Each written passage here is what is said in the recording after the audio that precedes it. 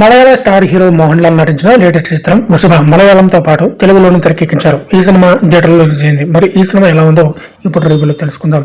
కథలకు వెళ్తే త్రిలింగ రాజ్యం మహారాజు విజయేంద్ర వృషభ ఆత్మలింగాన్ని రక్షిస్తూ ఉంటారు. ఒకరోజు శత్రువులు ఆ ఆత్మలింగాన్ని దక్కించుకునేందుకు దండెత్తి వస్తారు. దీంతో తన మనుషులతో కలిసి విజయేంద్ర వృషభ వారిని ప్రతిఘటిస్తారు. ఈ క్రమంలో విజయేంద్ర వృషభ అనుకోకుండా ఓ చిన్నారిని ఎతమారుస్తాడు. ఆ చిన్నారి తల్లి విజయేంద్రను శపిస్తుంది. ఆ శాపం అతన్ని మరుజన్మలో కూడా వెంటాడుతుంది. ఆ తర్వాత ఏం జరిగిందనేది సినిమా కథ. ప్లస్ పాయింట్స్కి వస్తే వృషభ చిత్రంలో ఎమోషన్స్ సరికొత్తగా ఉన్నాయి. దీనికి కారణంగానే మోహన్ లాల్ ఈ సినిమాలో నటించేందుకు అంగీకరించారు. అయితే ఈ సినిమాకు ఇది మాత్రమే ప్లస్ పాయింట్ గా మిగిలింది. సెకండ్ హాఫ్ లో మోహన్ లాల్ మరో కీలక పాత్ర మీద వచ్చే కత్తిస్తాము డిసెంట్ గా ఉంటుంది. అయితే ఇది కొద్దిసేపటి వరకే ప్రేక్షకులకు గుర్తుండిపోతుంది. ఇక మైనస్ పాయింట్స్కి వస్తే వృషభ చిత్రానికి సంబంధించిన ఐడియా బాగుంది. ఓ మంచి పునర్జన్మ చిత్రంగా ఈ మూవీని మలిచే అవకాశం ఉంది. కానీ కేవలం ఐడియా బాగుంటే సరిపోదు.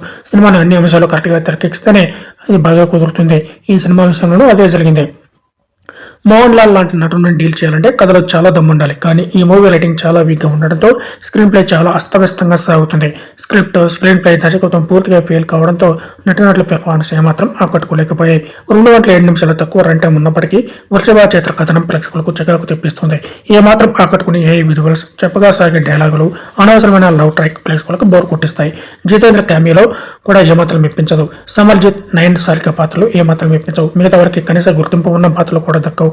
కేవలం ఏ విజువల్స్ నమ్ముకుని ఇలాంటి సినిమాతో హిట్ కొట్టాలని మేకర్స్ ఆశ ప్రేక్షకులను తీవ్రంగా నిరాశపరిచింది. ఇక టెక్నికల్ టీం విషయానికి వస్తే వృషభ లాంటి సబ్జెక్టు చాలా సాంకేతిక పనితనం అవసరం ఉంటుంది. మోహన్ లాల్ ఇంట్రడక్షన్ ఎపిసోడ్ లో వచ్చే గుర్రపు స్వారీ సీక్వెన్స్ తో ఈ సినిమా ఎలా ఉండబోతుందో ప్రేక్షకులు అర్థమవుతుంది. కానీ సినిమా సాగుతున్న కొద్ది సాంకేతికంగా ఏమాత్రం ఆకట్టుకునే అంశాలు కనిపించవు. సంగీతం, సినిమాటోగ్రఫీ కొన్ని సీన్స్ లో పర్వాలేదు అనిపిస్తాయి. దర్శకుడు నందకిషోర్ వర్క్ పూర్తిగా ఫెయిల్ అయిందని చెప్పాలి. ఇక ఓవరాల్ గా చూస్తే వృషభ ప్రేక్షకులను ఏమాత్రం ఆకట్టుకునే చిత్రంగా నిలిచింది. ఈ సినిమాలో కథ, స్క్రీన్ ప్లే, డైలాగ్స్, విజువల్స్ ప్రేక్షకులు మెప్పించవు.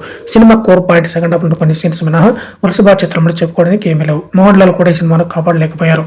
హాలిడే సీజన్ ఎంజాయ్ చేయాలనుకునే వారు ఈ సినిమాని ఒకసారి చూడడం బెటర్.